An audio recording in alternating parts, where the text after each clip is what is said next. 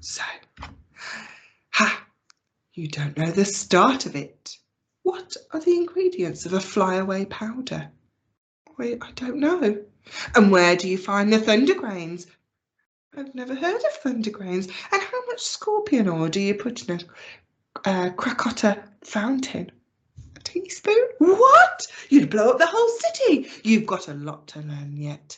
Do you really want to be a firework maker, Lila?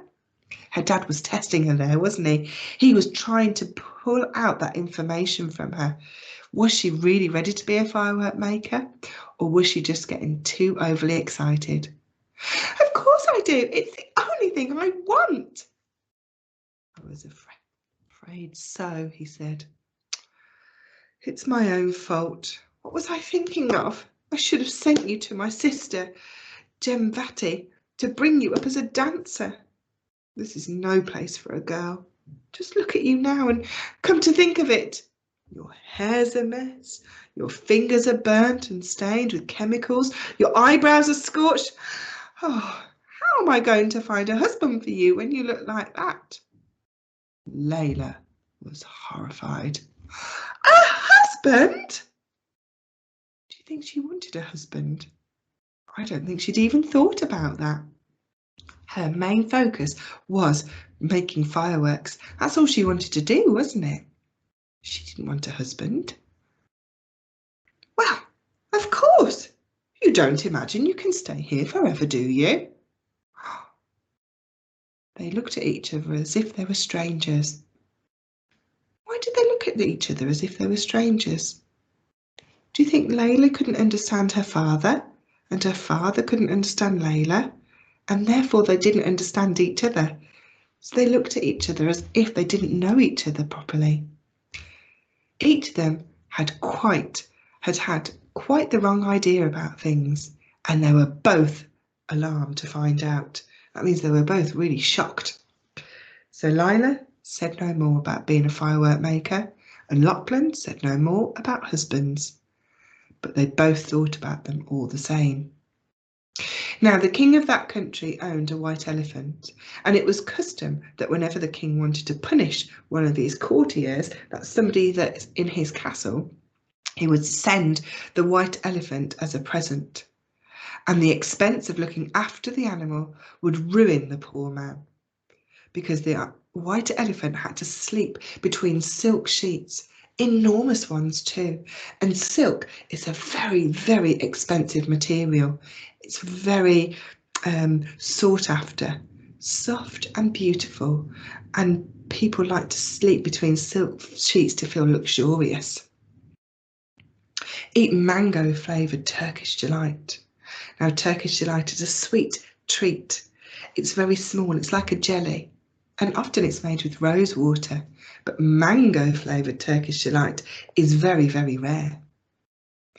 And have its tusks covered in gold leaf every morning. Now, gold leaf is a very thin paper that is pressed on and then painted onto certain items.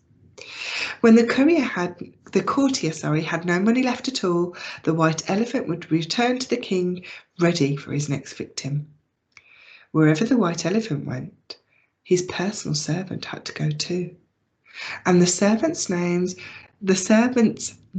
was Chuklak, and he was the same age as Lila.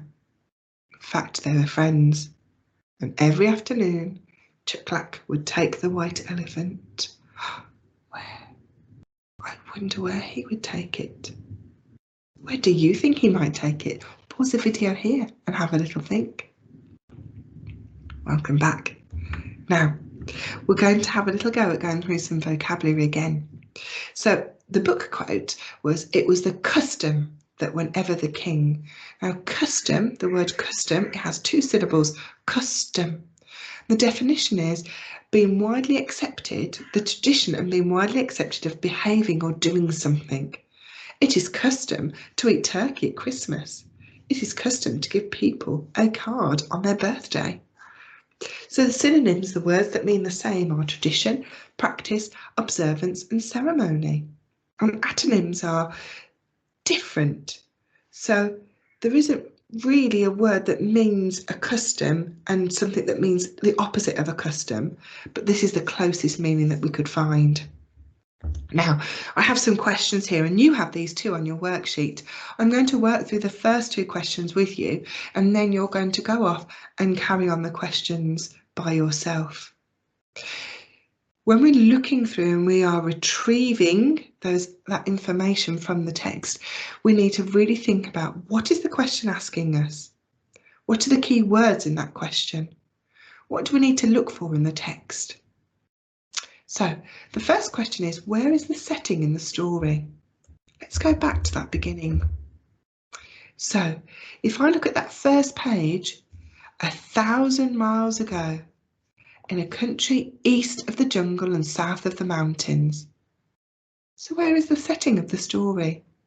Well, it's in a country east of the jungle and south of the mountains. That is where our setting is. Now, what happened to Lila's mother? Can you remember? So we're looking for Lila and mother. Those are our key words that we need to find in the text, Lila and mother.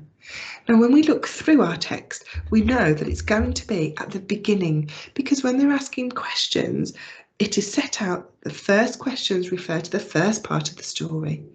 The next questions refer to the next part, and it goes in a sequence. So we're looking for mother. Okay, those are the words that we're looking for. But here we've got Lachlan's wife had died.